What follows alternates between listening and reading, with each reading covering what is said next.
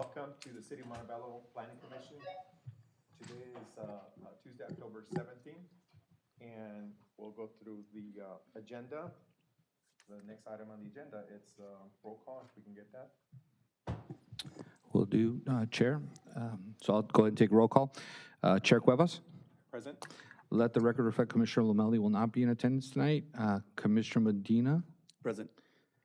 and Commissioner Morales will also not be in attendance, so Commissioner Valdez. Present. So we do have a quorum. Thank you. Okay, thank you. The next item on the agenda is the Pledge of Allegiance. If I can get everyone to please rise. Face the flag. Okay, ready? Begin.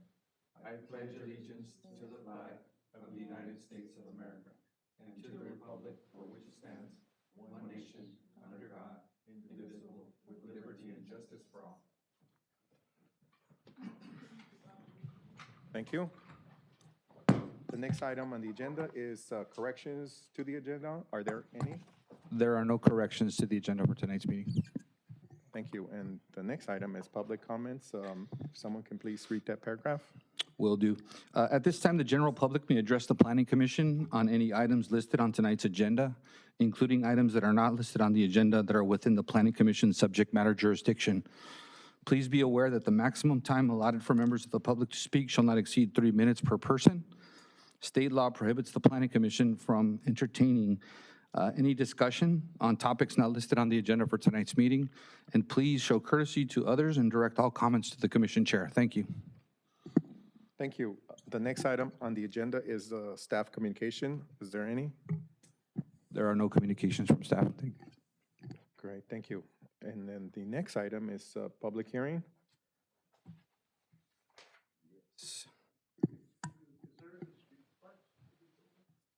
They're right here on the table.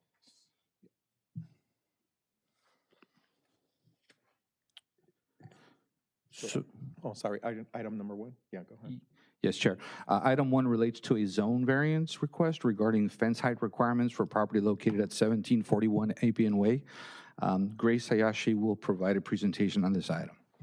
Thank you. And we do have 2 speaker cards. And one more. Thank you. One more to come.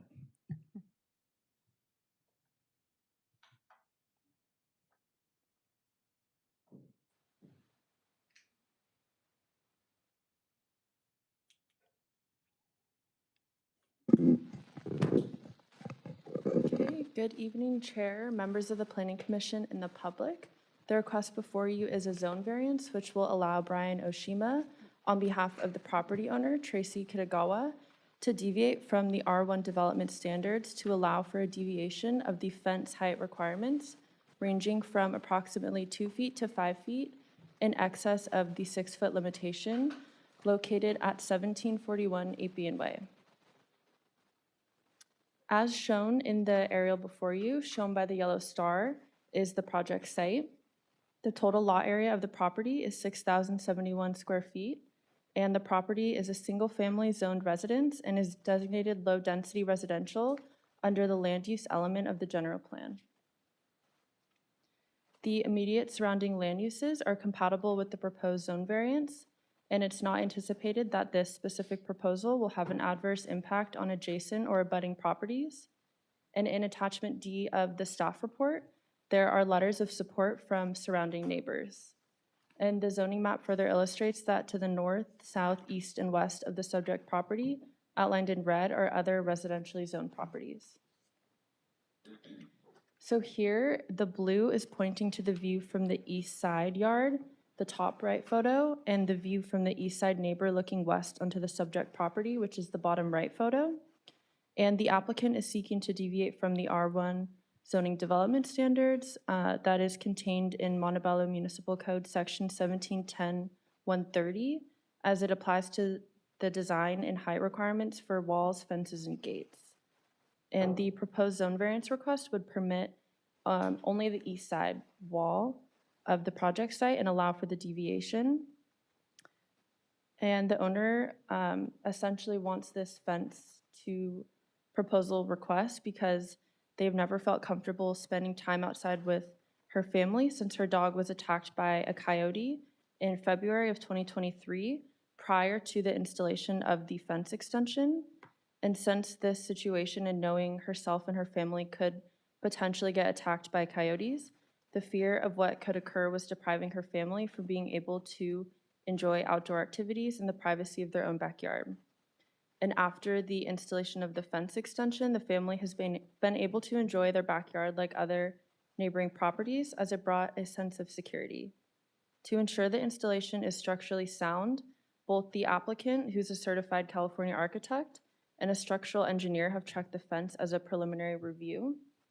If the zone variance request before you is approved, building permits will be required to be obtained administratively, and the applicant will need to provide structural calculations prepared by a certified structural engineer to ensure the fence has been built up to building code. And with respect to the natural topography and access to the subject property's backyard, there are many different portals for wildlife to have access to the backyard. The property owner has witnessed coyotes in the red highlighted areas, and the increased height in the fence has been beneficial in ensuring safety with the established paths, and there's been less coyotes, less opportunity for coyotes to enter the backyard. And the slide before you is the site plan of the screened area. The total screened area of the proposed fence is 268 square feet. Starting towards the front of the property, highlighted in yellow, the first 44 feet and 9 inches of the east side property line, which is the lowest screened area proposed. The existing fence exceeds the allowed height by 27.5 inches. And the following 22 feet and 5 inches, which is the mid-height screen area proposed of the existing fence, will exceed the allowed height by 50.25 inches. And the last 11 feet of the existing east side fence, which is the highest screen area proposed towards the rear of the property, the existing fence exceeds the allowed height by 68 inches. And as I mentioned earlier, the primary reason the applicant has requested a zone variance is due to the real-life threat of predatory wildlife, coyotes in particular, that have access to both the east side and rear end of the subject property. Towards the rear of the property and adjacent properties, there's a topographic condition that creates easier access for wildlife animals to pass between properties. The raised planter along the rear side of the property line makes the 6-foot height restriction difficult to comply with the transition between the upper planter, backyard grass area, and patio level. The applicant has provided some photos of the existing screen wall from various points of view from their backyard. The view is from the property owner's dog's point of view, and this has all been built currently. As I mentioned earlier, the applicant would obtain all needed administrative permits if this request is approved. The aesthetics will not adversely affect the general plan as it's in good taste and complies with the materials in the City of Montebello zoning code. The proposed material of clear-coated red western cedar planking will be attached to a metal frame. And the proposed zone variance is considered categorically exempt per CEQA Class 3 new construction of small structures. And then on October 5th, the public hearing notice was mailed to the owners within the 300-foot radius from exterior boundaries of the subject property. And on that same date, the public hearing notice was published in the Daily Journal, Whittier Daily News. And lastly, for recommended findings, the staff recommends that the Planning Commission adopt Resolution 1623, approving zone variance case number PC 2023-004-ZV, subject to certain findings and conditions to deviate from the R1 development standards to allow for a deviation of the fence height requirements ranging from approximately 2 to 5 feet in excess of the 6-foot limitation, and determine and find that the project is exempt from CEQA pursuant to CEQA Guidelines 15303 related to new construction or conversion of small structures. And the applicant is also available, I believe. Did you want to say something? Yeah. Okay. We'll wait for the applicant. Just want to give the commissioners time to ask questions of staff before we Okay. open it up for public hearing. Commissioners, there any questions for staff? I was just wondering, is there another, is this the first of its kind in the neighborhood? Or are there other homes that have uh, fences that exceed the 6-foot height?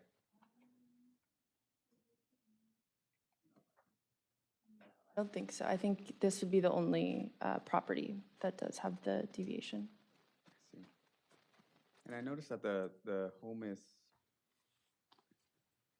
the backyard is sort of, I know it was, there's a retaining wall has a slope. When we measure, I don't know if we can go back to the site plan that shows the height of the fence. The picture or the The plan? site plan. The site plan? Maybe better. Can we go back on the? I think she's putting the sides up.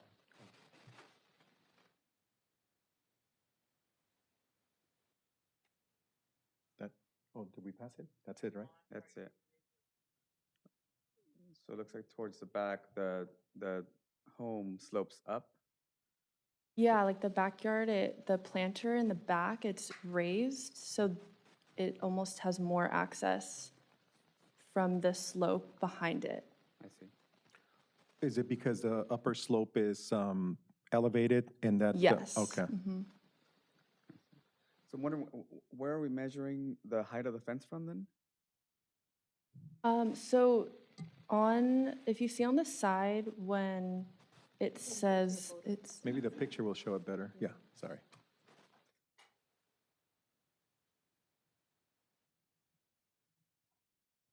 There's another set of photos from the dog's eye view. Right. I believe it's from, so when I mentioned that it's over, so the first 44 feet and 9 inches of the east side of the property, which is the lowest screen area, it's exceeding the allowed height by 27.5 inches. The top, like the wood part, the extension, that's 27 inches. And then towards the back, which is the top right photo, that's 68 inches itself, just the wood. So, Commissioner Chair, Medina. if I may. Oh, go ahead. So basically, we are taking the measurement from finished grade, so whatever is exposed, the block wall, that's the one that's existing 6 feet high, and then obviously it kind of scales up from the front going towards the back. The increase is greater in the back, right? Yes. So that's the reference point there, what we see there at the bottom? Yes. Okay. Does that answer your question? Yeah, I just, the concern is that and we're talking about 6 feet is the maximum, plus another 5'8". We're looking at 11, just over 11 feet, right, 11 and a half feet. And we're measuring that from the lowest grade, not from the built-up area, Correct. right? Okay. I have a question if there's no other questions. Do you have a question? My only question is, has this construction started or is this a rendering? It started. Yeah. So they would have to go through the administrative process if it were to get approved. If there's no other questions, I have a question. And the framing and the wood on the wall, it's aesthetically pleasing, at least in my opinion. I know that we may never agree, as far as who likes what. But my question is, allowing a fence height to exceed the various heights, will that be strictly based on this design? Because if the next property owner, or even this property owner, removes this existing wall and then decides to build a block wall that is that tall because the variance may allow it, is that something that we're going to be able to control strictly to require that this type of aesthetic or view or look is going to be enforced or required or adhered to, so that it doesn't change that in the future? Is that covered in the approval? So if I may, so there is no condition that is stating that this design should remain if the property owners change, but we could add a condition that should the property owners change, then they would have to maintain this particular style. So just to kind of be clear, right now it has been built without permits, it's not complete, but should the commission decide to move forward with the approval, then the applicant would have to submit for plan check and it would have to be reviewed. So structural calculations would have to be submitted for them to make sure that this is structurally sound. Okay, that helps. Thank you. Any other questions? If not, we'll open up the public hearing and allow the applicant to come up and address the commission. Thank you. And we do have speaker cards after the applicant speaks. And if you can state your name for the record, sir. Hi, my name is Brian Oshima. I'm the applicant. I also filled out a speaker card. Oh, okay. So thank you, and good evening to the City of Montebello's Department of Planning and Community Development, to Commissioners Cuevas. I'm sorry if they're not all here tonight. Morales, Valdez, Lomeli, and Medina, and Director Palumbi. Thank you for hearing our case tonight. I'm Brian Oshima, the applicant for this case and variance request. I'm an architect registered in our lovely state of California and have my own architectural practice since 1998. I studied at UCLA and got an English degree from there and went on to Woodbury University's architecture program to become their first licensed architect from that program. Since then, I have spent most of my career specializing in high-end retail, sports and theater complexes, AEG's Crypto Arena, formerly Staples Center, and Peacock Theater, formerly Microsoft Theater, but not a lot of work in the residential arena. Before I get into the variance request items, I wanted to say thanks to, really, to put on the record that every interaction with the City of Montebello, everyone, has been nothing but fantastic. I work in a lot of jurisdictions. I work in a lot of jurisdictions, and I want to say that your city is really top shelf, really. Everybody's professional in their behavior and their information and their treatment of me. And, you know, I don't live in Montebello, although I have lots and lots of friends in Montebello. But I think it's really awesome. So thank you to Grace Hayashi, wherever she is. Grace, she's been a pleasure to work with on this application. So I met the property owner at UCLA, and we have been good friends since in the last 42 years. That's when I met her. At first glance, this is a simple request to allow height for a screen to be built higher to prevent wildlife from entering a property and possibly causing physical harm to the family. Since this has already occurred, this project has real implications for me. The next door neighbors have lost small domestics to coyotes in the past, from what they've told me. But what I didn't realize was that for me, this has become the most important architectural project of my career. And the reason why is it's certainly not the biggest or the most detailed project in my life, but if this variance request is granted, it will help me to provide safety and protection in a way that I could not have provided it before to Tracy and her family, who obviously are very important to me. Tracy's the type of person that is not to stir things up. So she's only asking for this because the safety of her family is most important to her. I would ask you to please find it in yourselves any way to approve this request. I'm asking that also as an architect who is required to protect not only my client, but public safety. And I look at that very seriously. So thank you for your time. Thank you. Just give me a chance, please, to ask the commissioners to see if they have any questions for you. Any questions for the applicant from the commissioners? No? Okay. Thank you, sir. Okay, thank you.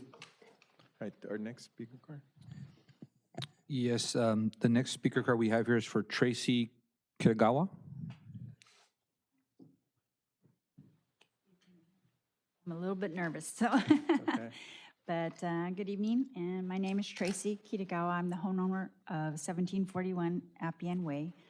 And I just really want to tell you a little bit about myself and why this screen is so important to me.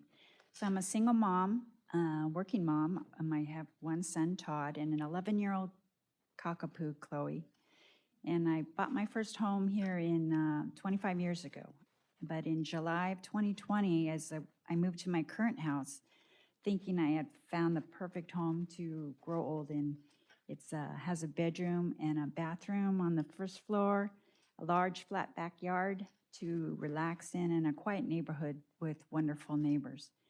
But instead, I found coyotes roaming my backyard soon after I moved in, and that's something I had never encountered before.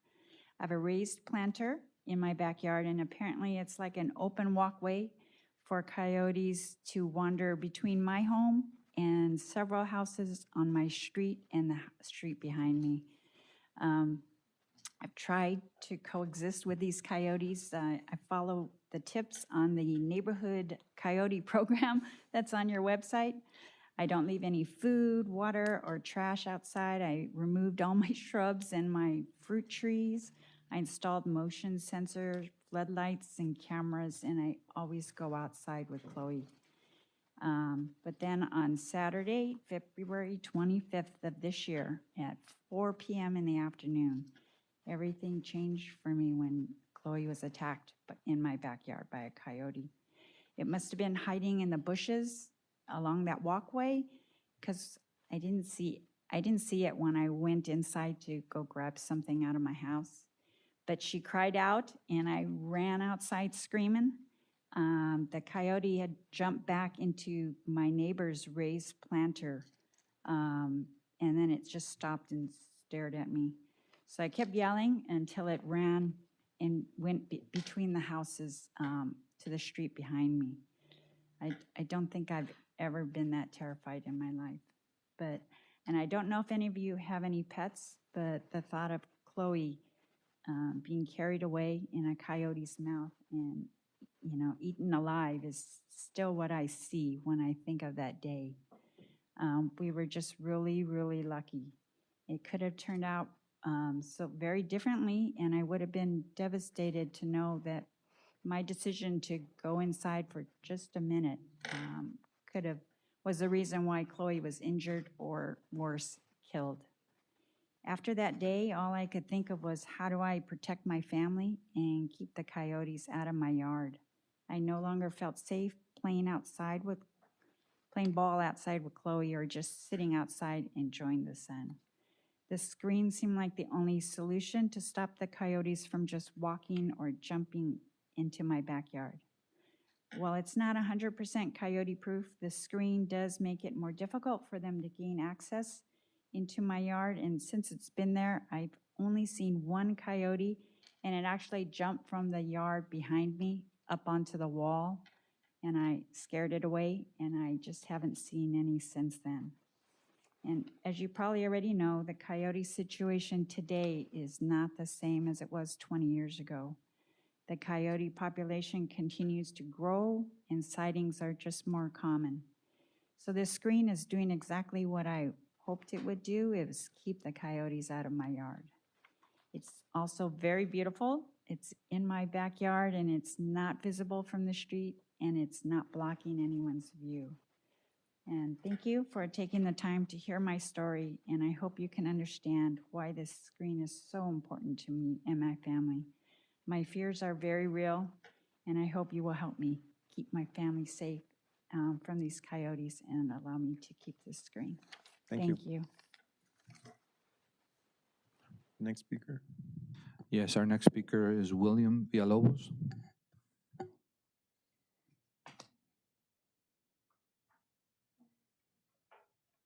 Good afternoon, members of the Planning Commission. My name is William Villalobos. I reside at 1733 Milano, and I am here because I received a card from your process. I guess I'm within the 300 feet. I want to start by saying that I first moved into this neighborhood in 1977 when this development named Montebello Hills, the original Montebello Hills development, not the one over here, was built. And I moved there with my parents. We moved there from Boyle Heights. We moved there for a better way of living and to experience a new home with bedrooms and a quality of life in Montebello. We have been, for all these years, exemplary residents there.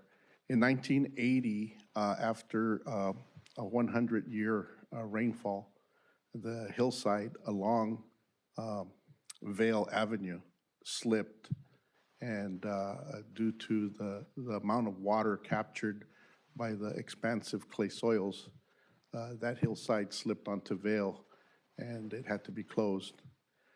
As a result of the damage to our home, the developer was able to work out an exchange with us, and hence we moved over to Milano, which was one of the model homes. I happened to be one of the only homes still on the market that they could exchange with us. So we have lived there for all these years, and we have, for the most part, been good neighbors. My profession is an architect, just as the architect that spoke earlier. I've been now licensed over 43 years in California, Hawaii, and Texas. Our company is named Barrio Planners. We're here in East Los Angeles, and it's a 53-year company. I have dealt with projects like this, and I have dealt with projects where construction is done without a permit. And I have helped individuals to permit those constructions, which in our terms are called illegal constructions, but they are permissible as long as they meet the codes. For a 6-foot wall, which is typically a fencing device, you don't necessarily need to grout all the cells. And so my thinking here is that the original walls that were built with reinforcement in the cells that have steel, but that they're not all grouted. And we have, in our cities and other municipalities, planning rules and codes for the protection of individuals. That's what our profession gets licensed for life safety. So in the planning code, we have setbacks. And for most single-family homes, those are 5-foot setbacks, which give us 10 feet between structures. And the reason for that is because our fire department needs to access property and provide for the safeguard of those buildings, if possible, to put out a fire. So those side yards need to be not only accessible laterally, but also vertically, because they do sometimes need to go on the other property and access from there.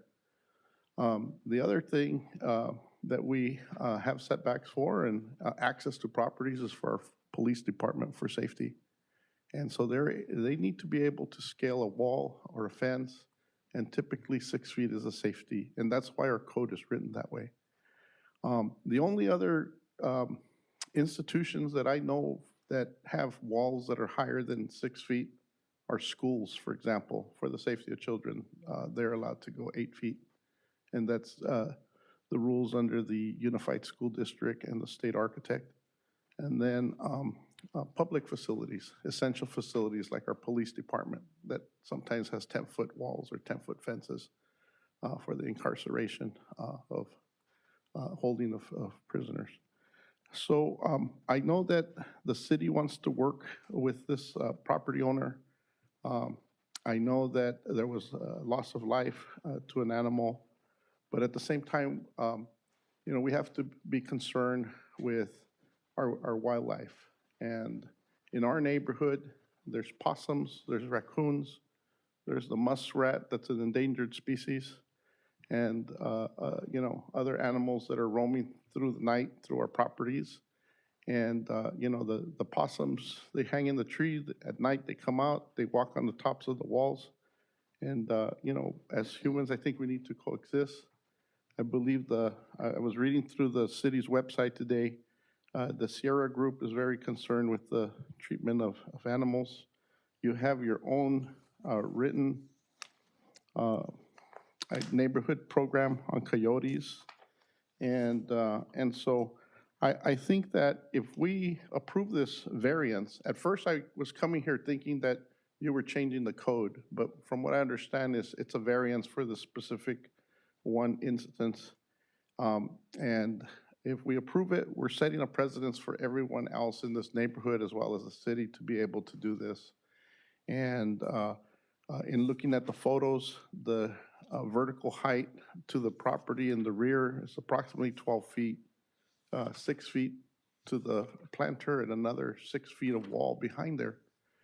And if I know that if I was the adjacent neighbor immediately on the other side of this, I would be here protesting because of the shade that it would cast on my windows along that elevation, blocking the sun, and also, you know, being looking at this all day. And so I'm here to ask this planning commission that you reconsider your thoughts and that you look at your decision wisely. Thank you. Thank you for your comments. You're welcome. Are there any speaking cards? There's one more speaker card, Chair. Francisco Villalobos, and that would be it.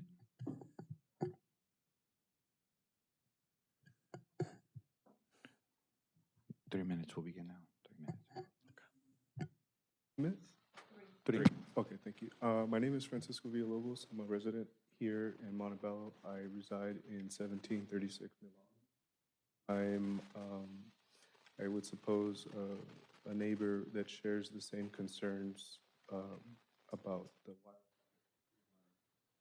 However, all my time here in Montebello, I have grown to see that we changed the landscape a little bit with improvements, being that we have the development up on Montebello Boulevard, which is showing a growth pattern of homes that are 3 stories tall, and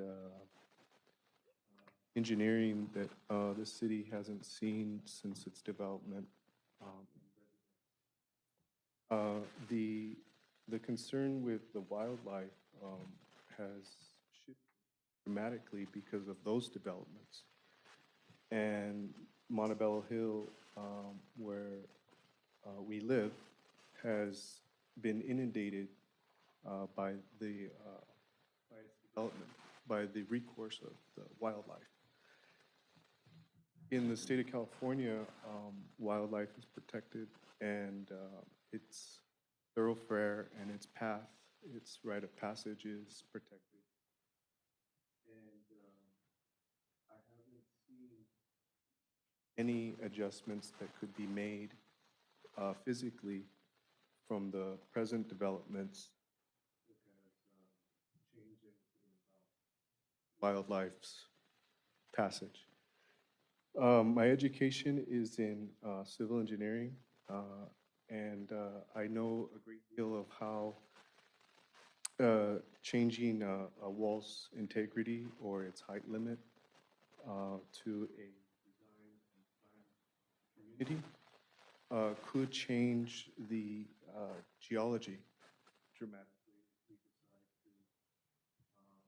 to resurrect a retaining wall that is now 12 feet against a house that may need a new retaining wall. It should be designed correctly, and all retaining walls, the greatest concern is about 0.2 inches once the soil starts to surge. You can't stop it. So just like wildlife, soil has its properties of coarse and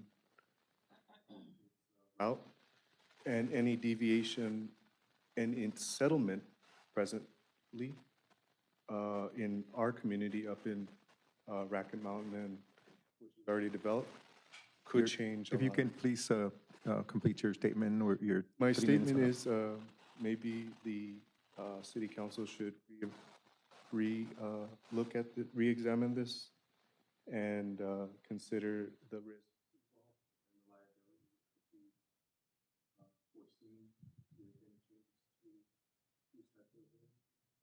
Thank you, sir.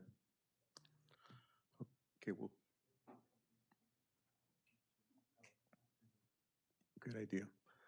The applicant, maybe the architect representing the property owner, are there things that you would like to address that some of the neighbors to your client have just brought up? Sure. So the concern regarding the existing block wall, there are pilasters that are spaced and poured with concrete. So it's a different system. This screen is actually not touching the wall proper on the horizontal. It's like, I think there's, the way I measured it, maybe like 1/2 to 3/4 of an inch of space. And the posts are on the pilasters that are, I guess they were, designed systematically. So each one of the frames are sitting on top of the pilaster, proud of the masonry wall.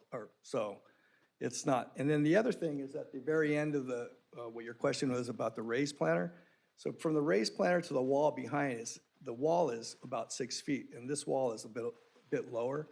So from the actual standpoint of above the finished floor to that wall, it's not 6 feet at all, that wall piece at the end. But because of the thoroughfare activity coming there, I think that the wildlife can go right around that portion where the raised planter is with no problem at all. So the intention was to continue that so it doesn't look weird, I think. And then, to put one section over, which is about 6 or 7 feet from this. It's not a 12-foot retaining wall at all. It's a screen. It's made of lightweight wood. The frames itself are, I don't know, 1 3/4 inch square tubes. And they're pretty solid. But I think those are the only kind of items that I like to bring up as far as what their assumptions were. And that would be it. Thank you, sir. Okay. Okay, we're going to close the public hearing and bring back the conversation to the commissioners. Commissioners, any questions for staff or any issues you'd like to discuss? Is it possible to have further conversation about this item, or is it going into vote tonight? Yes. Okay, I don't have questions, I just have concerns. I think the project is beautiful, and I definitely trust the expertise and professionalism of the architect.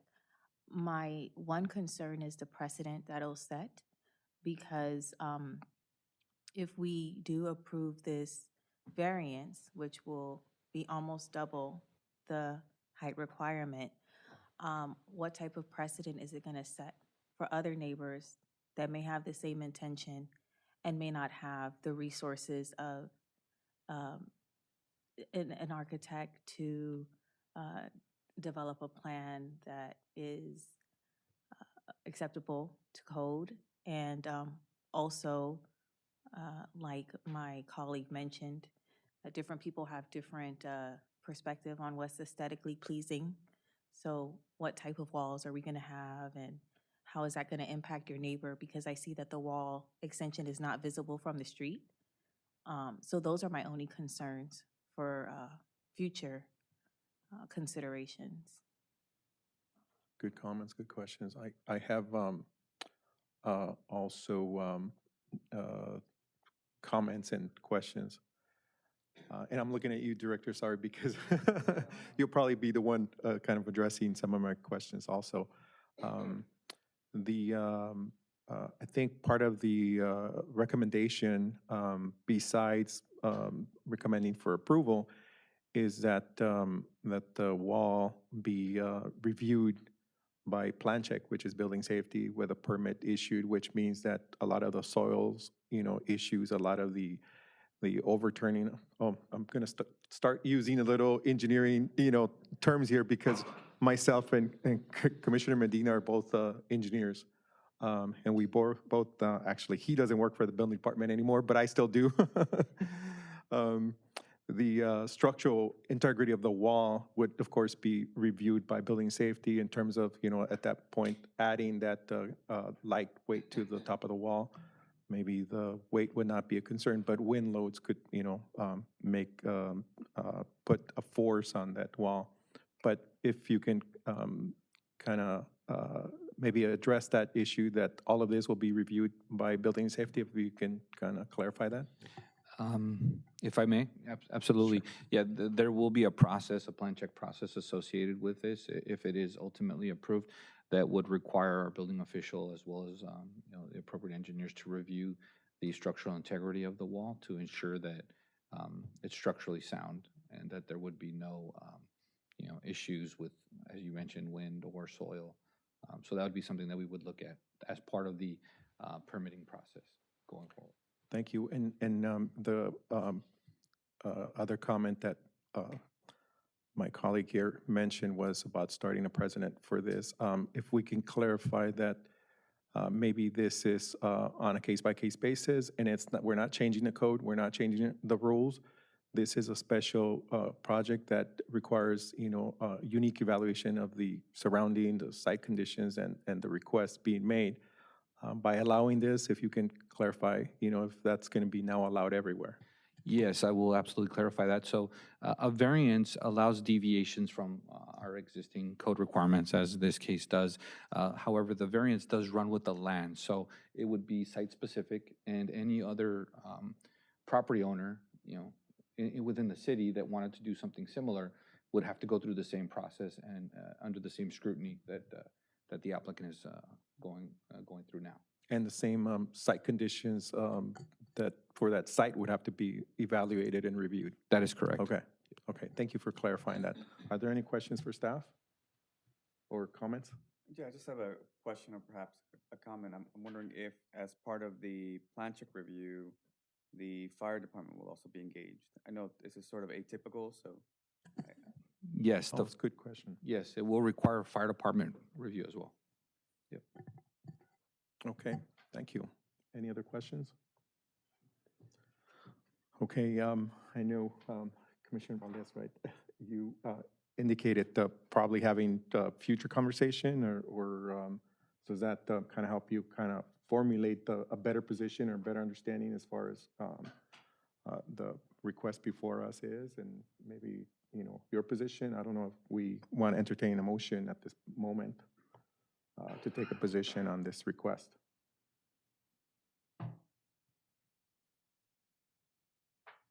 No? Okay, if there's no positions or requests being made, I would like to make a motion to approve this request with the condition that the current design and look is maintained and not, as I discussed earlier, and not be modified by future owners or by the same owner to come back and build a solid block wall or concrete wall or brick wall to that same height. If the look of the wall stays the way it is, I'd be okay with that. Okay. So there's a motion on the floor. Is there a second? I will second. I will take roll. Thank you. Chair Cuevas, I vote aye. Commissioner Medina, Aye. and Commissioner Valdez. Aye.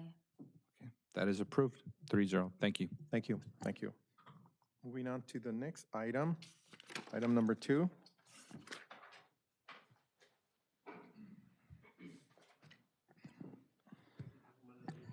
So item 2 on tonight's agenda relates to a lot line adjustment. This is to reconfigure property located at 437 North Spruce. And this request also includes a proposed general plan amendment, which will require city council consideration. And Daniel Ruiz will provide a presentation on this item. Thank you.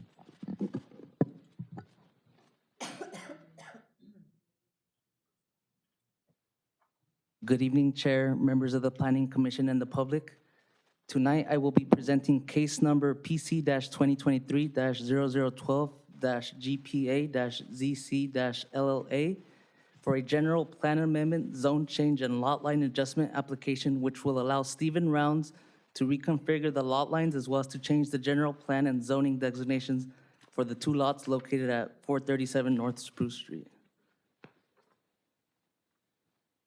On July 31st, 2023, Stephen Rounds, the applicant, filed a general plan amendment, zone change, and lot line adjustment application to reconfigure the two lots located at 437 North Spruce Street and to amend the general plan and zoning designation of the newly configured lots from Boulevard Commercial, the general plan designation, and Neighborhood Commercial, the zoning designation, to Boulevard Commercial and Neighborhood Commercial for the proposed Lot A, as well as low-density residential and single-family residential for the proposed Lot B.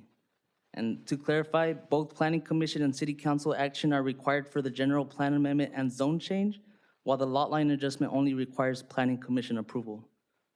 And subsequently, on August 2nd, 2023, staff issued a deemed complete letter. The aerial map in this slide shows 437 North Spruce Street, which, for reference, is located at the corner of West Beverly Boulevard and North Spruce Street. The project area for the proposed general plan amendment, zone change, and lot line adjustment is identified by the red star, and the total combined lot area of the site is 18,090 square feet. The project area is currently developed with a 1,396 square foot, one-story single-family home and a 2,550 square foot, one-story commercial building. The single-family home was originally built in 1948, while the commercial development was built in 1958. The proposed general plan amendment, zone change, and site plan review would allow for the residential and commercial developments at the site to be located on their own distinct lots. There are no changes proposed to the existing developments at the site, and the proposed general plan amendment and zone change would allow the existing developments to have general plan and zoning designations that are consistent with the underlying uses. For reference, the photos shown here demonstrate the overall layout and configuration of the project site. The picture on the left shows the existing commercial development, while the picture to the right shows the existing single-family home. 437 North Spruce Street is currently zoned C1, or neighborhood commercial, and is surrounded by commercially zoned properties to the north, east, and west. To the south, the project site is surrounded by single-family residentially zoned properties. The immediate surrounding land uses are designated boulevard, commercial, and low-density residential, which is fully compatible with the proposed general plan amendment and zone change of the project site to boulevard, commercial, and C1 for the proposed Lot A, and low-density residential and R1 for the proposed Lot B. It is not anticipated that this specific proposal will have an adverse impact on adjacent or abutting properties. The city's zoning map illustrates that the commercial development is situated adjacent to other commercial developments along West Beverly Boulevard, while the single-family residential development is situated adjacent to other single-family residential homes along North Spruce Street. Since the uses are already existing and no changes are proposed to the existing structures, this project proposal will not pose any significant impacts on the surrounding land uses and community. The parcel map from the LA County Assessor visible in this slide shows the current configuration of the lots. The two lots are tied together and run vertically, with the center lot line crossing both the existing commercial and residential developments at the site.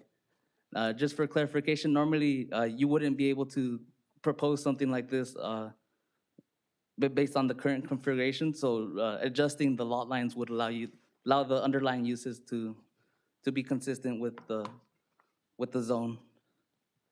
After the lot lines are reconfigured, the center line dividing the two lots will run horizontally as shown by the graphic in this slide. The proposed Lot A will contain the commercial development in its entirety, while the proposed Lot B will contain the residential development in its entirety. Combined with the general plan amendment and zone change, this adjustment to the property boundaries will allow the existing uses at the project site to be consistent with the city's general plan and zoning map. Regarding the environmental review, this case is considered a project per the California Environmental Quality Act definition. The project is considered a Class 15 categorical exemption under CEQA Section 15315, which consists of the division of property in urbanized areas for residential, commercial, or industrial use into 4 or fewer parcels when certain criteria are met. The proposed project meets all of the conditions required to be classified as a Class 15 CEQA exemption. On October 5th, 2023, the public hearing notice was mailed to owners within the 300-foot radius from the exterior boundaries of the property. And also on October 5th, 2023, the public hearing notice was published in the Daily Journal, the Whittier Daily News. Staff recommends that the Planning Commission adopt Resolution Number 20-23, recommending the City Council approve General Plan Amendment and Zone Change Case Number PC-2023-0012-GPA-ZC-LLA, amending the General Plan and zoning designation for the property located at 437 South Spruce Street. Additionally, staff recommends that the Planning Commission adopt Resolution Number 19-23, approving the lot line adjustment with conditions to adjust the boundary lines of the 2 existing lots at the project site. And finally, staff recommends that the Planning Commission determine and find that the project is exempt from CEQA pursuant to CEQA Guideline Section 15315 related to minor land divisions. Thank you. This concludes my presentation. I am available for questions or comments, as is the representative for the proposed project, Stephen Rounds. Thank you. Any questions for staff? I have 2 questions and perhaps clarifications. Will the lots remain tied? Lot A and B remain tied, or they're gonna be function as separate lots? They will function as separate lots. And what's the minimum lot area for the C2 zone? Or C1, I'm sorry. C1, I believe, off the top of my head, I want to say it was around 5,000 square feet. And in this case, the proposed lot would be around 8,000 to 9,000 square feet, which is over the required amount. And same question for the R1 zone? For the R1 zone, north of Beverly, I believe it's 6,000 and 5,000 south of Beverly, or vice versa. But in this case, the residential is still 8,000. About 8,000 square feet for the property, which still meets the criteria. Let me see if I can answer that. Yeah, And I don't know if I missed that, but will the house stay in the C1 zone, or will that be changed over to an R1? So the purpose of this is so that the house is contained on the R1 zone, and the density will be, or the land use designation will be changed to low-density residential.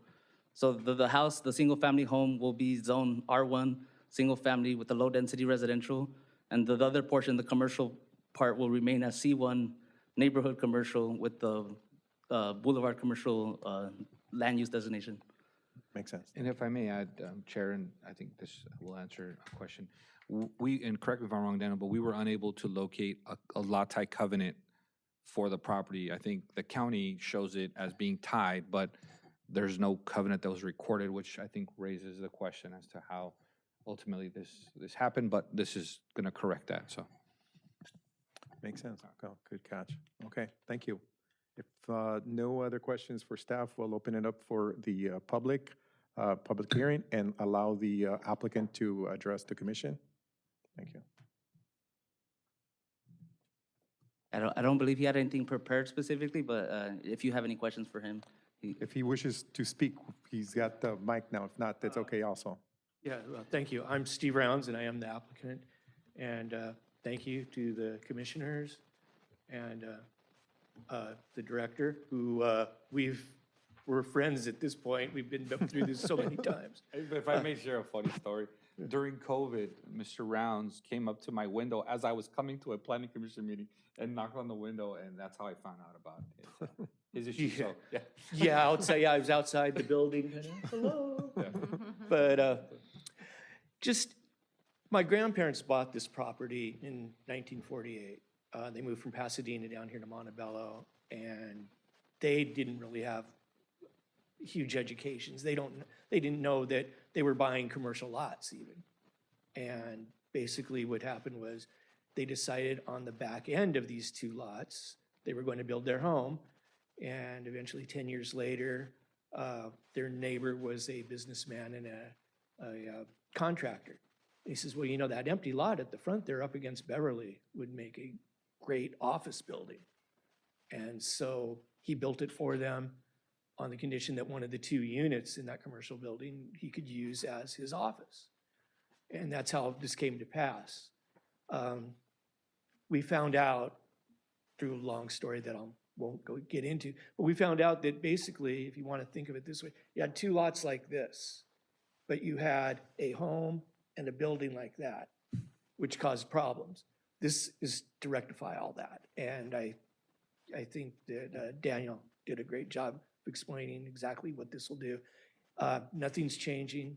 Nothing has changed for the last 75 years that the property's been like this. It's just going to be properly be zoned properly for the first time now in all this.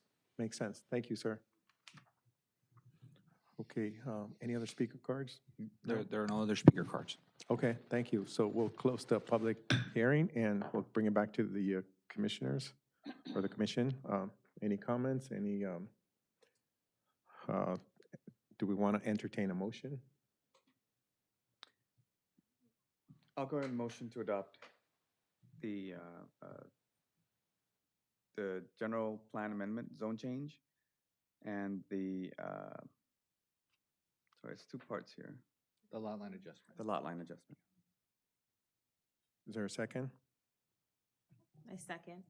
Thank you. Can we get roll call? I will take roll call. Chair Cuevas, Aye. Commissioner Medina, Aye. and Commissioner Valdez. Aye. Item 2 is approved. Thank you. Thank you. Okay, moving on to item number 3. Yes, Chair. Item 3 consists of it's also a variance request to deviate from zoning requirements to allow the installation of a new illuminated on-premise message board for property located at 900 West Lincoln Avenue. And Emily Fernandez will be providing a presentation on this item. Thank you.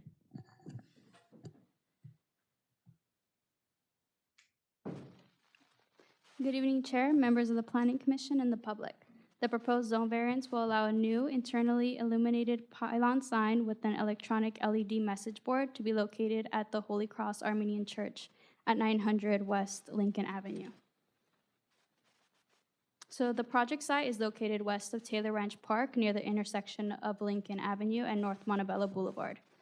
The Holy Cross Armenian Church is zoned R1 single-family residential. The total area of the lot is 191,569 square feet in size. The lot is currently developed with 2 buildings, which include a church and a banquet hall. The church, viewed from Lincoln Avenue, is approximately 12,963 square feet in size. The banquet hall, located behind the cathedral, which is used for special events, is approximately 13,285 square feet in size. The project is zoned R1 single-family residential, and south of the project site is a retail/commercial shopping center. The immediate surrounding land uses north, east, and west of the project site are single-family residential, which is consistent with the residential land use and will not have an adverse impact on adjacent or abutting properties. Per the Montebello Municipal Code, the only signs that can be allowed in a residential zone are either one non-illuminated sign, a maximum of 12 square feet in area pertaining only to the sales or lease of a building or property which it is displayed. 2, an outdoor advertising structure in conjunction with a model home. Or 3, a temporary architect's or building sign identifying persons engaged in construction on a site if construction is in progress. So since the pylon sign does not meet the criteria stated, therefore the applicant is filing for a zone variance to allow the illuminated sign on the property. Shown on the zoning map before you, the blue square represents the project site and the red star represents the proposed location of the pylon sign. The entitlements associated with this project include the provisions of a zone variance to allow the installation of a new internally illuminated pylon sign with an electronic LED message board. The applicant was requesting to deviate from the width requirement of the pylon sign and to allow the sign in a residential zone. According to the Montebello Municipal Code, Section 17.62.80, there are no circumstances that would allow an illuminated sign in a residential zone, and Section 17.62.100 states that the maximum width of the pylon sign should not exceed 4 feet. The applicant is proposing a 6 feet wide pylon sign. The slide before you provides a closer look of the pylon sign location and design. The proposed sign will be within an existing landscape planter 12 feet west of the entry-only driveway. The sign is double-faced and can be viewed when driving east and west of Lincoln Avenue. The sign will not impede the vision of drivers entering or exiting the parking lot.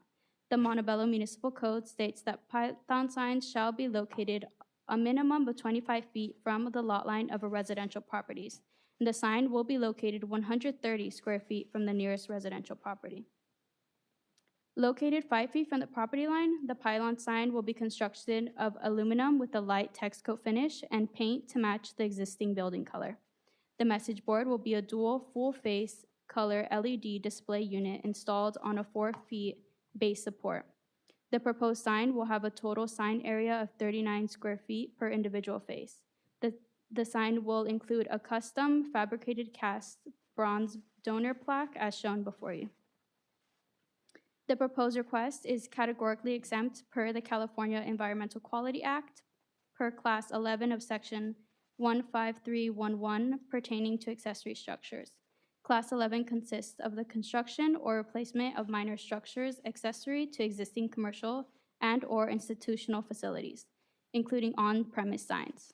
There will be no expansion of the interior or exterior of the existing facilities in this proposed project. On October 5th, the public hearing notice was mailed to owners within the 300-foot radius from the exterior boundaries of the project site, and that same day, the public hearing notice was published to the Whittier Daily News. So staff recommends that the Planning Commission adopt resolution number 1423, approving the zone variance with conditions to allow the installation of an internally illuminated pylon sign and adopt a notice of exemption under CEQA 15311 accessory structures. This concludes my presentation. Please let me know if you have any questions. The applicant is also here in attendance for questioning. Thank you. Any questions for staff? Yeah, I just want to make sure I understand this right. So what we're processing today is a zone variance to allow a sign in the R1 zone, right? Yes. And what about as far as the extra 2 feet of width for the sign? Is that not going to be part of the variance? That's also part of the variance as well, yes. So 4 feet is what allowed, and they're requesting 6 feet wide pylon sign. I'm sorry, you said that's in the language here somewhere? Yes, I have it.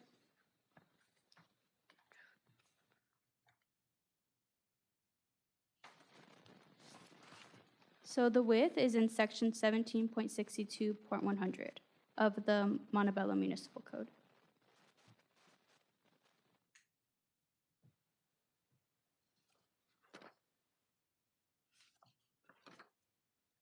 Okay, so I guess it's in the municipal code, but it's not specifically worded here as a variance that as well? What document are you looking at currently? The recommendations. The first recommendation is to adopt resolution 1423 for the zone variance. So the zone variance, if I may, Chair? So the zone variance is the application that was filed, right? So the zone variance is requesting various deviations from the code. One being that they allow a sign within an R1 zone, and then obviously a deviation from the width of the signage. So under that application, they're requesting, I believe, 3 deviations from the code, right? Two. Two. The residential and the width. So residential and the width. I see. Okay. And I'm sorry. No, sorry. Go ahead. What's the total height of the sign? It's In- 10 feet. 10 feet in height. 10 feet? Yeah. Is there any way you can go back to the elevation? Yes. Sorry, because the elevation's a little bit misleading because it shows the sign on a built-up grade.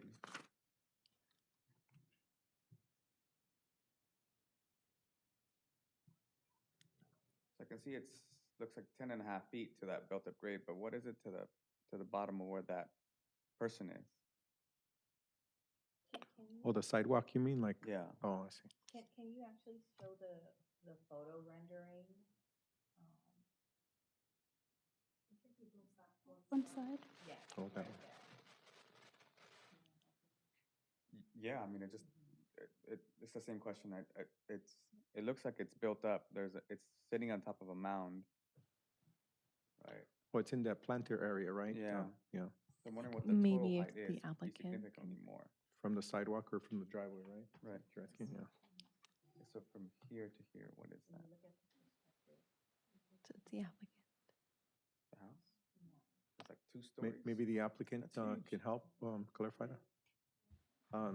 So I guess we'll go ahead and open it up for a public hearing so that the applicant can address that question. Thank you, sir. If you can identify Hello, yourself for the Commission.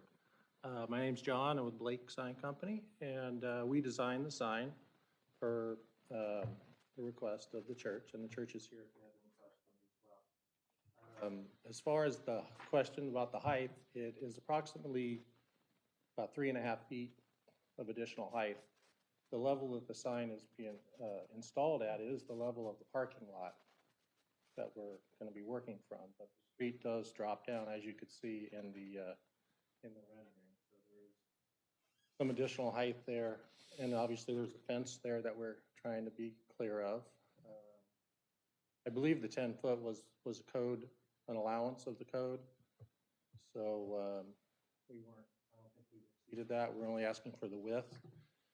And in regards to the width, it has to do with the message board, the 4 feet wide doesn't allow you to properly display the messages that they like to display to, you know, public service things that they might be providing. They can tell you the things that they do provide and want to advertise on that. But that's the reason for that. And then the slope is a little higher on the back side of the property. All right, thank you, sir. Any other questions? Yeah. The property next to this property, is that a single-family home? What is that? Can we tell? So west of the church, right? Yes. Believe it's a complex. So it's Multifamily. multifamily, yeah. On the west side, I think that's houses up on the hill. I think it looks like the apartments across the street there, but I think it's the house. Yeah, it's single family. And the message board will appear on both sides, or it's just? Yes. Yeah, it's meant to obviously be visible for traffic Fooled me too. going down that street, which is, you know, it's a pretty small message board, relatively speaking, but that is why we wanted a little bit of extra width as an addition to being able to display a message properly. It is being viewed from, you know, 20, 30 feet away. Traffic going by.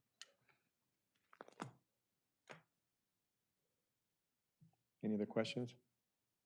Actually, I have a question if there's no other questions. Because Commissioner Medina did bring up a good point about, the surrounding properties and just west of the church, beyond the parking lot and up above our houses. And for me, the concern is more for I know these new message boards are, high tech where when it's dark, the light intensity is not like living in Vegas where the, message is moving and everything. First of all, that's one of the clarifications. It's not going to be like a live action, digital sign, right? It'll be, the proposal is not to make moving It's not big enough to do something like that. It's meant more for displaying information. static. Okay. Yeah, there won't be any video. No video. I Okay. mean, whatever the code, I don't know if you have a standard code for that, but typically we would comply with that. And as far as the brightness goes, yes, it goes down probably to 10% at night, so it's normal. Okay. And so in terms of the message board itself, that aspect of the messaging and dynamic or static messaging, that meets the code. That's not before us in terms of a variance. Is that correct? Address that one, or?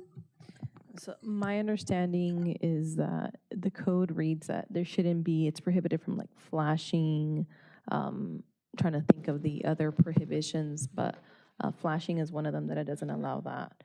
So this wouldn't occur for this particular sign. It's basically, my understanding is, and correct me if I'm wrong, but during like special events for the church, then they would be announcing it there. Okay. Okay. Also have a 25 feet for pylon signs from residential, and it would be 130 feet from the nearest residential property. And that's easily met, correct? Yes, it does Okay. meet the 25 is what's required, and it's 130 feet. Oh, even better. Okay, thank you. That helps clarify. So, yes. I have two questions. So, is the variance requested for an illuminated sign? So this sign is gonna be illuminated? That is correct. Okay, and that requires a variance. Well, the fact that it is zoned R1, it requires a variance because typically they wouldn't be allowed to install a pylon sign. And would it be illuminated 24 hours? I think I would defer that question to the applicant. The top portion of the sign, I don't know if you wanted to pull it back up. The top portion of it was designed, obviously, to kind of tie in with the design of the church. And only the lettering will illuminate, so it's not a big glowing box. Bottom section, of course, is the message board. And I don't typically think we would never normally run them all night. Now, we haven't discussed any standard hours of operation for it, but I guess we would defer to the code. Typically, especially with the residential, I understand that there could be stipulations there. I would maybe the church might be able to come up and set it. Yeah, that's probably a good idea because I think, questions may come up for lighting of the parking lot that probably remains lit up all night. And if you can identify yourself for the record, Of please. course. Hi, good evening. My name is Sophie Gabriel. I'm a member of the board of our Holy Cross Cathedral in Montebello. Basically, the monument idea came across. This year just itself, we celebrated our centennial of the church having as a cathedral, but it's been 45 years is standing in great city of Montebello. So it came time that every time the board changes and they have to put some sort of a acknowledgement, what is this huge cathedral, who does belong that, and the name. So the board decided to go ahead and submit to the city proper zoning and whatever the city requires, illuminating, when, the time, and everything, we're gonna go according what the city allows us to do. Basically, huge cathedral, I'm sure all of you had seen it. We have no acknowledgement, what is this? Basically, we're gonna put Holy Cross Cathedral, and sometimes some little messages of celebrating special holidays, not really flashy, we're not advertising business, we're advertising Christianity, spirituality. Okay, and I think Commissioner Valdez asked about the message board being on all night, or do you have? Whatever the city requires, allows us, we'll take that route. We are not persistent on certain hours or 24 hours. City tells us after a certain hour, turn it off, turn it off. And thank you, and one of the other questions that came up was about the parking lot staying lit, lights on. We already have parking lot, it's lit because of it's evening and it's dark, and we have also guard watches the property, yes. So, okay, so the lights are already Are on. already there, Okay, yes. all right, that helps. I don't know if the other commissioners have any other questions for you, Ms. Gabriel. Gabriel, is it? Yes, so see Gabriel, Yeah. thank you. Thank you. Thank you, board, really. And if I may, Chair, so if the commission wishes to impose an additional condition that, after, the church's hours, that they would have to, obviously turn off the illuminated signage. Good advice, thank you. Thank you, That Ms. could be Gabriel. done, thank you. Thank you very much for listening. Are there any other speaker cards? for There are this? no speaker cards. No. Okay, we'll close the public hearing and bring it back to the discussion to the Planning Commission. Any comments, questions?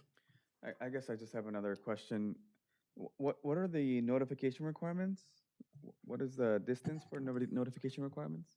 300 feet. 300 feet. So if this is from the property, not from where the sign is, I'm assuming, right? That's correct, from the boundary of the property. Yes. So the property owners adjacent to this site have been notified, at least the first 300 feet of it. That's correct. There's two methods of notification. One being we actually physically mail a notice to property owners as well as occupants, and we also publish in the Whittier Daily News. Do we know how many mailers went out for this? How many property owners are in that proximity? Do we have the mailing list by any chance? We could get that information for you, though. That would be in the file. Yeah. I mean, Not tonight, though. we could, I mean, if you want to take time, we could grab the file. Do you- No, it's fine.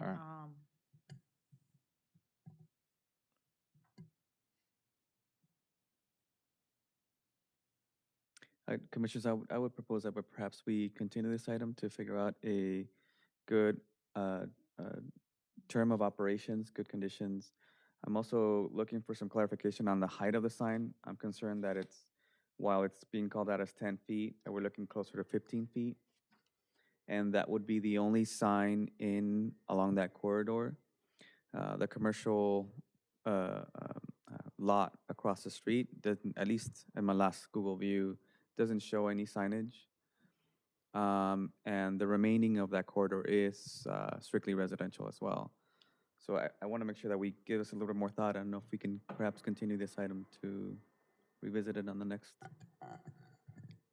Maybe, and maybe we can take that position, but maybe in terms of the height requirements, is that a code requirement that you measure a structure such as this from the adjacent finished grade? Would that be correct? Yes, that would be correct. And, based from my experience, there's sort of the building code height, and then there's the zoning code height. We would look at the sign itself, right, as a 10-foot sign, which is what we would base the request on. Obviously, we would look at it from finished grade, which I believe is the way that it's being studied, correct?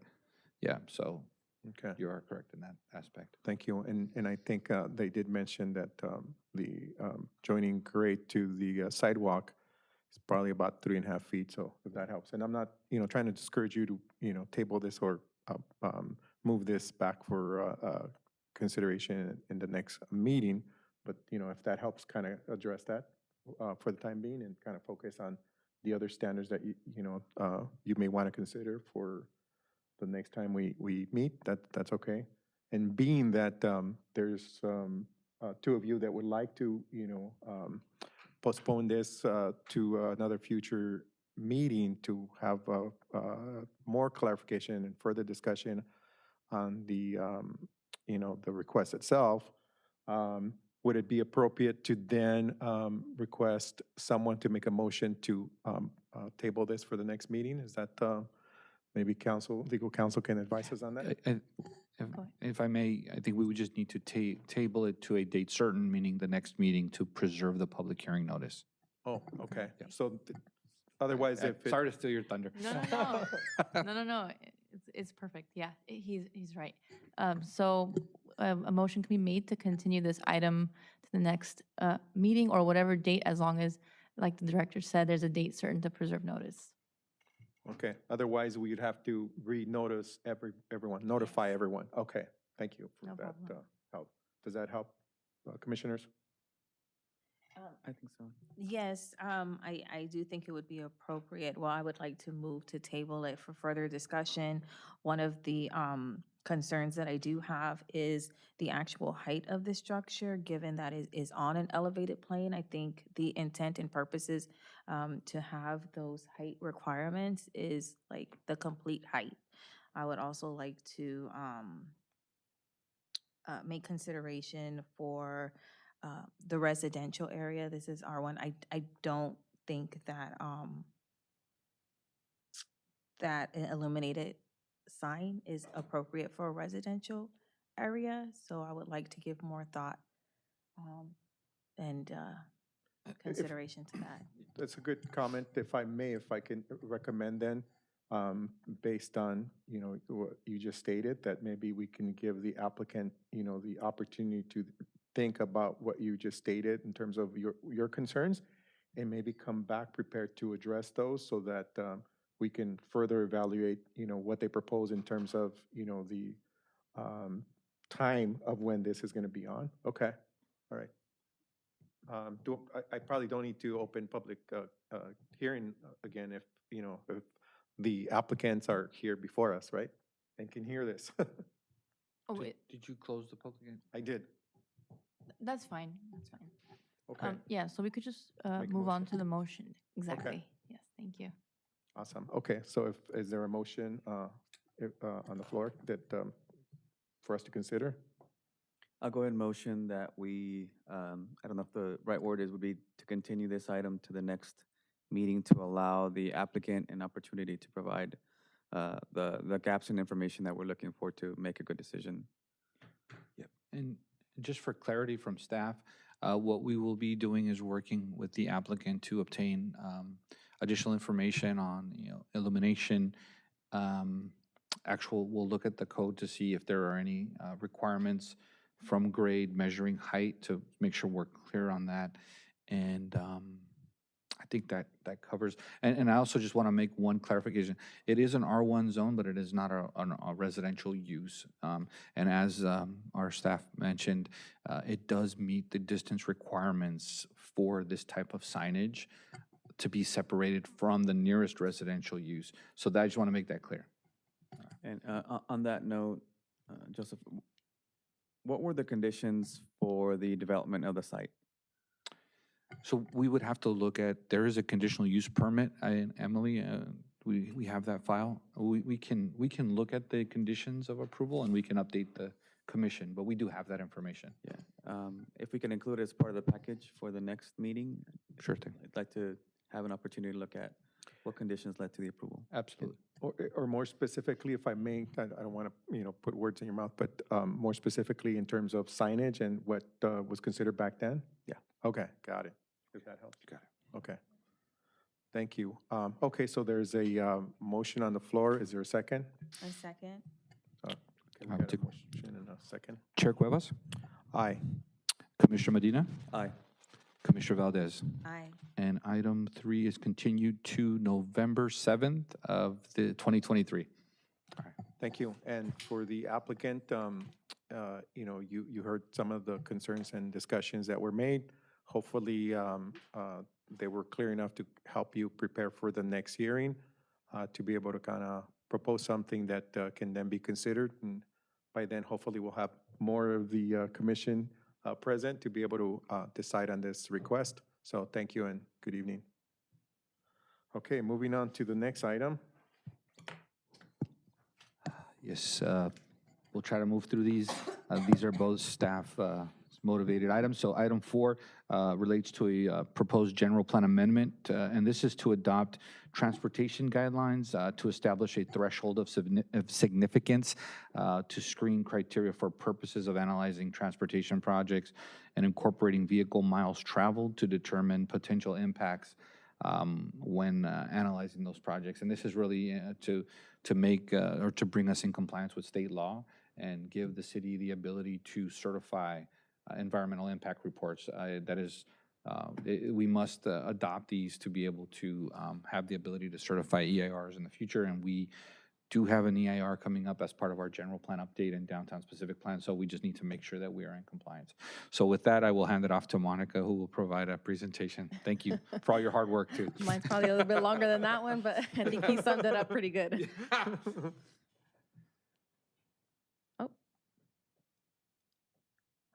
Okay, so I'll just go ahead and go into the background. So as Joseph stated, you know, this is an assembly bill that was adopted back in 2013. So requiring the amendments to the CEQA guidelines related to transportation impacts. So typically, the city used or utilized level of service to determine the impact of traffic based on the project. So level of service was basically equated to vehicle delay, which is no longer considered a significant impact on environment.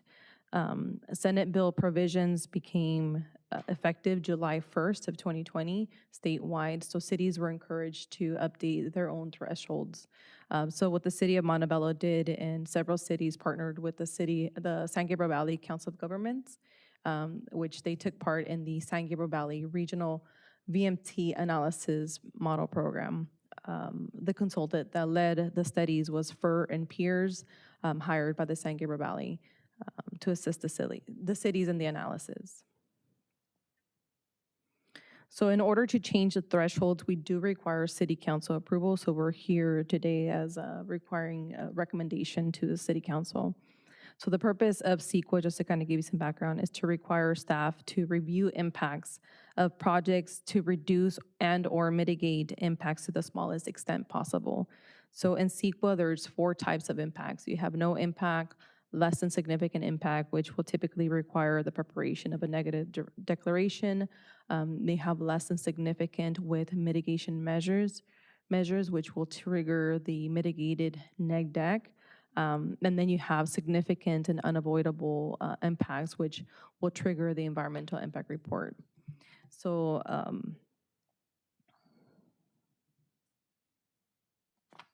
So CEQA dwells around the idea as to when an impact is significant and not significant. So as shown in the graphic below, right there in red, in some cases, the state determines like the level of significance. And in some areas, the city can determine that threshold. So the following slides will kind of go into that discussion.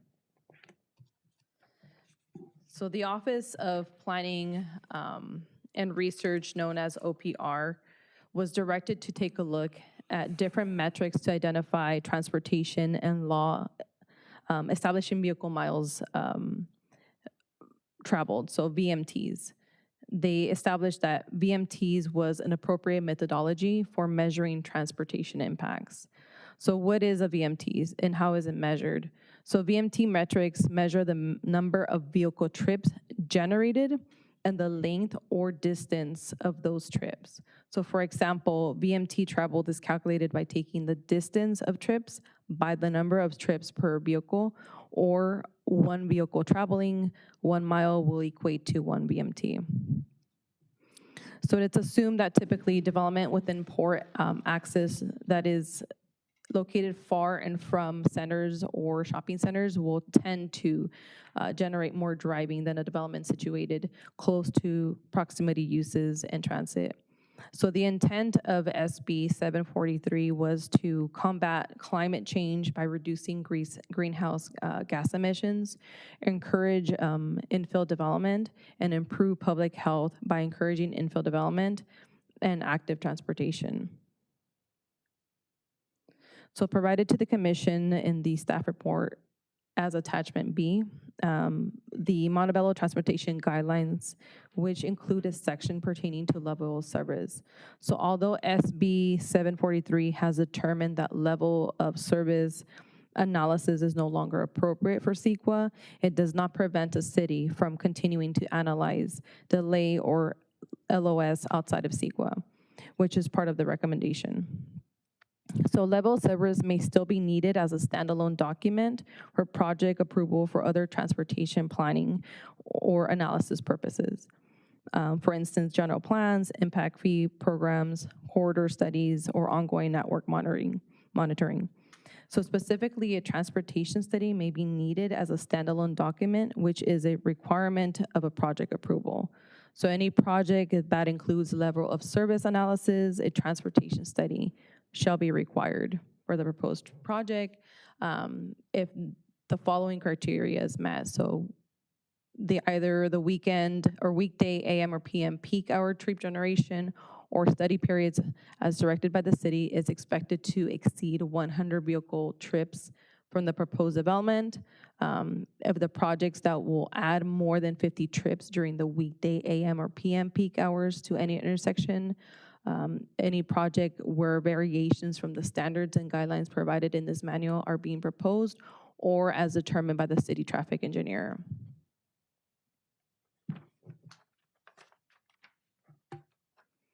So the following slides discuss the proposed guidelines establishing BMT screening criteria and thresholds. So staff and or the analyst will utilize the 3-step screening process as shown before you to screen the projects from a detailed project level VMT assessment or utilize the web-based tool prepared by the San Gabriel Valley Council of Governments. so to assist with the VMT assessment screening and mitigation measures. So OPR has determined that several types of projects can be screened out from further VMT analysis. For instance, projects with a transit priority area or TPA are soon to be less than significant impact. So considered within a TPA, if all parcels within half a mile of a transit stop or station with a minimum of 15-minute headway during peak commute hours, and projects sites that is no more than 25% of their area farther than 1 mile from the stop or corridor, and not more than 10% of the residential units or 100 units, whichever is lower, in the project area are further than 1 mile from the stop or the corridor. It can be determined to be, this can be, if you can determine whether a project is within a TPA area by utilizing the Council of Government BMT assessment tool. And the guides of the tools, so how to access the website and how to utilize the tool to determine the BMT impacts, is enclosed in the Transportation Assessment Guidelines. So in addition, it has also been determined that projects within a low BMT area have been screened out from further BMT analysis. So for instance, if a project has a low BMT, the San Gabriel Valley COG BMT assessment tool may be utilized to identify if the project is within a traffic analysis zone.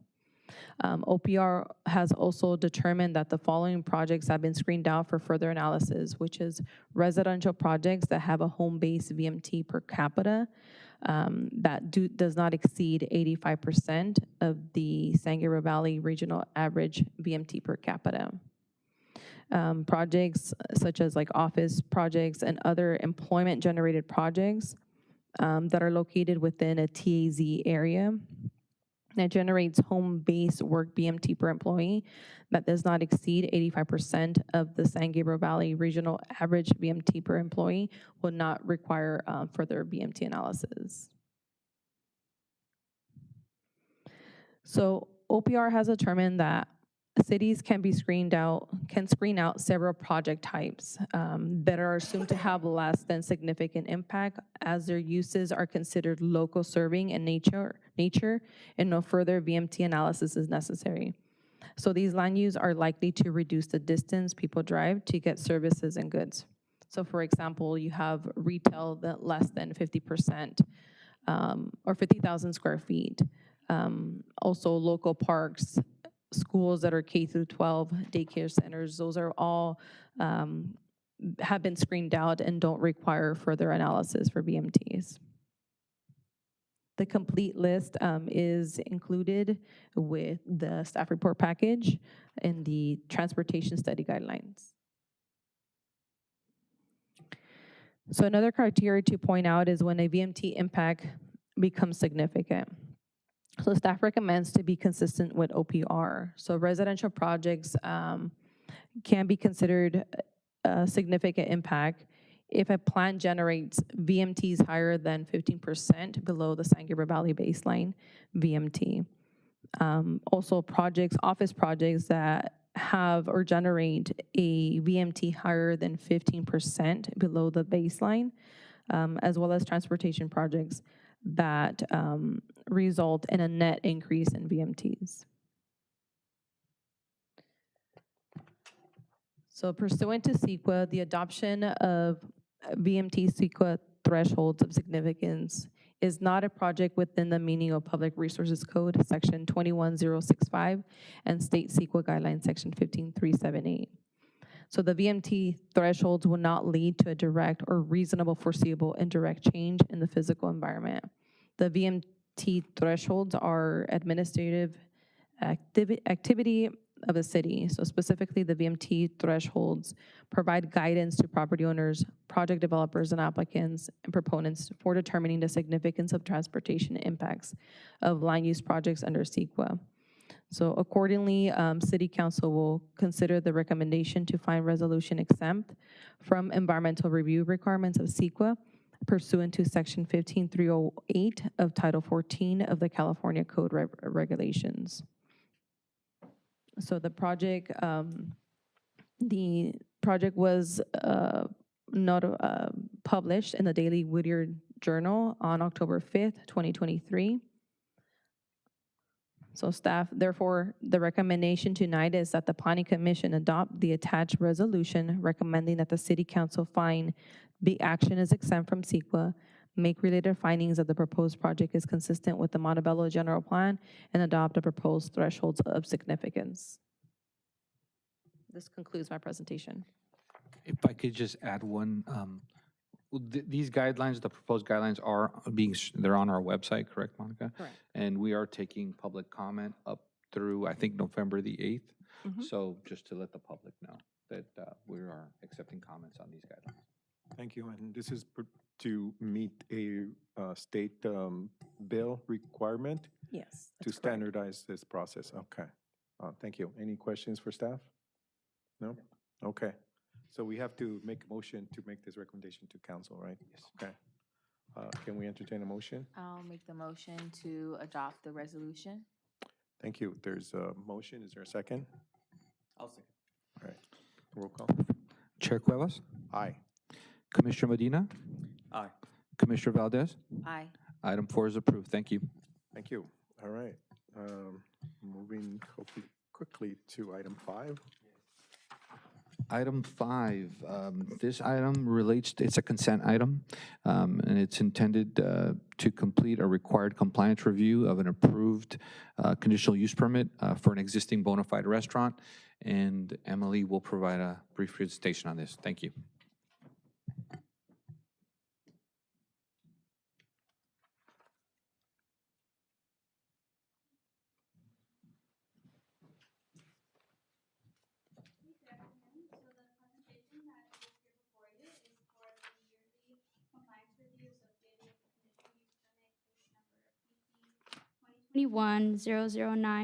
CUP for the Playas Cuevitos restaurant located at 1418 West Beverly Boulevard. The applicant associated with the CUP is Playas Cuevitos. So before you is the aerial of the subject property. The existing restaurant is located within an existing commercial street located at the intersection of Maple Avenue and Beverly Boulevard. So on October 19th, 2021, the Planning Commission approved resolution number 12-21 with conditions to allow the on-sale dispensing of beer and wine type 41 at the project site. Condition number 8 of the said resolution, 12-21, requires an annual compliance review for the first 3 years of alcohol sales. On March 8th, 2023, the ABC license was issued by the California Department of Alcoholic Beverage Control, and the first compliance review should have been completed March 2022, but to allow the applicant to establish their alcoholic license and to furnish the required materials, the compliance report was postponed. So on July 1st, 2023, the restaurant Playas Cuevitos opened for operation. On July 20th, 2023, the alcohol license was transferred temporarily, and on August 16th, the ABC license was officially transferred. On August 1st, the planning staff conducted a site visit to confirm that the application is in compliance with the conditions of approval for the conditional use permit. Pursuant to Resolution 1221, Condition 8, the applicant is required to demonstrate compliance with the conditions of approval in the form of an annual compliance review stating from the date of the issuance of the alcoholic beverage control. The report is due annually for the first 3 years of alcohol sales. The next compliance report will be due in October of 2024. So regarding the compliance with the California Environmental Quality Act, CEQA is not applicable to this compliance review because the item is not considered a project, does not have the potential to result in physical change in the environment, and since no discretionary action is taken by the Planning Commission. So it is recommended that the Planning Commission of the City of Montebello review, receive, and file this report, attachments, and/or any other supportive evidence to confirm that Playas Cuevitos has demonstrated compliance with the conditions of approval listed in the resolution number 1221. This concludes my presentation. Thank you. Thank you. Are there any questions for staff? No? Thank you. All right. Do we need to make a motion to approve this, or? Receive and file, Receive motion? and file. Receive and file now. Okay. Is there a motion to receive and file this item? I'll move to receive and file this report. And I'll second that. All right. Chair Cuevas? Aye. Commissioner Medina? Aye. Commissioner Valdez? Aye. That is received and filed. Thank you. All right, thank you. Received and filed. We noticed. Just kidding. All right, next item on the agenda, Planning Commission orals. Commissioners? No? All right, and the last item, adjournment. This meeting's adjourned. Thank you. Thank you. And let's go to dinner now. Just me, sorry.